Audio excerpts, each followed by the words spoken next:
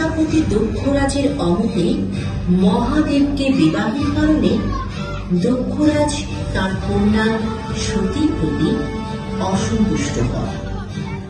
না না না, এই বিবাহ আমি মানি না। সেই আমার প্রিয় কন্যা পার্বতীকে নিয়ে ঘর করার যোগ্য নয়। তিনি শ্মশান চালে, অশ্ব বেঁধে থাকে, গৃহস্থ ধর্ম পালন করে না। আমি আমার কন্যাকে এমন অসুচি ও অদ্ভুত স্বভাবের লোকের হাতে দিতে পারি না। এজন্যই সতীর সঙ্গে শিবের বিবাহের পরও দক্ষ রাজার মনে ছিল অপমান।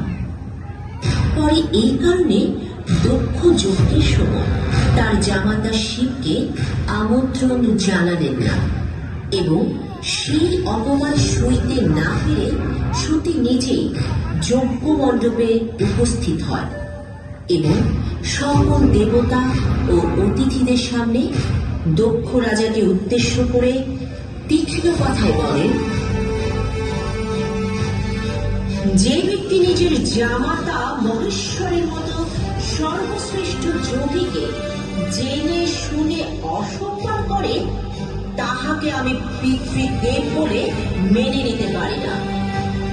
যে শরীর আপনার মতো রাজার পিতৃ পরিচয় নিয়ে জন্মেছে, সেই শরীর ধারণ করে আমার মহেশ্বরের অবমাননা সহ্য করা পাপ।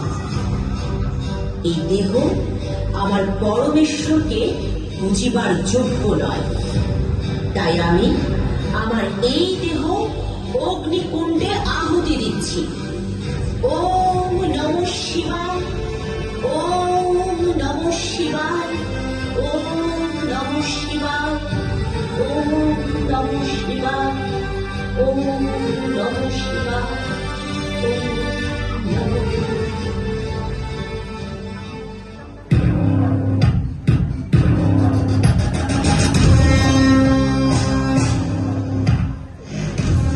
শিব এই সংবাদ পেয়ে ক্রোধে অগ্নিশর্মা হয়ে ওঠে। তিনি তার অর্ধাঙ্গিনীর জন্য শোকাকুল হয়ে নিজের যথাযথি কিছু চুল ছিঁড়ে মাটিতে নিক্ষেপ করে বলতে শুরু করেন,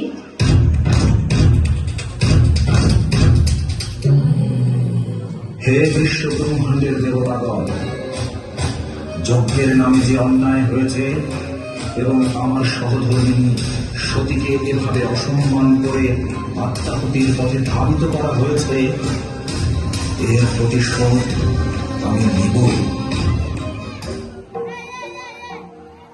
এরপর শিব সেই ছিঁড়ে ফেলা জটাজুটির একটি থেকে বীরভদ্র এবং আরেকটি থেকে ভদ্রকালী সৃষ্টি করে। তাদের নির্দেশ দেন, যাও, যজ্ঞ ধ্বংস করো, দক্ষকে শাস্তি দাও।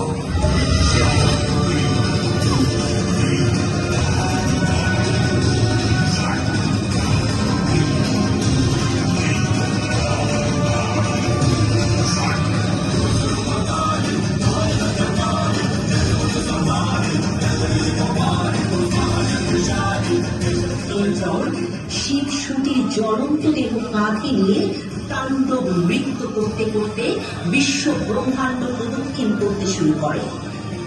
তার এই শোক ও ক্রোধে সমগ্র সৃষ্টি ধ্বংস হতে শুরু করে।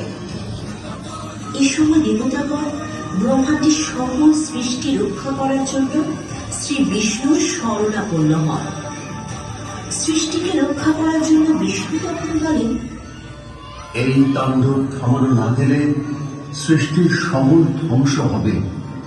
শিবের বেদনা থামানোর একমাত্র উপায় সতীর দেহকে খণ্ডিত করে শিবকে থামাতে হবে, যাতে তিনি শান্ত হন এবং